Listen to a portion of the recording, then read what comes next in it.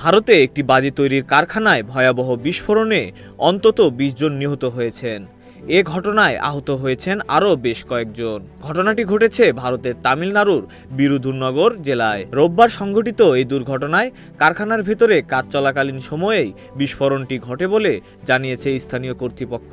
প্রাথমিকভাবে ধারণা করা হচ্ছে রাসায়নিক পদার্থ মেশানোর সময় ঘর্ষণ থেকে এই বিস্ফোরণের সূত্রপাত হতে পারে।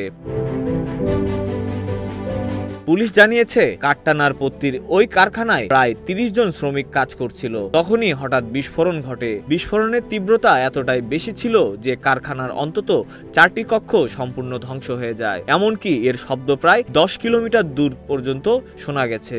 খবর পেয়ে আশপাশের শহর থেকে দমকল ও উদ্ধারকারী দল ঘটনাস্থলে পৌঁছে আগুন নিয়ন্ত্রণে আনে। প্রায় ১ ঘন্টার চেষ্টায় পরিস্থিতি স্বাভাবিক করা হয়। আহতদের দ্রুত উদ্ধার করে নিকটবর্তী বিভিন্ন হাসপাতালে ভর্তি করা হয়েছে।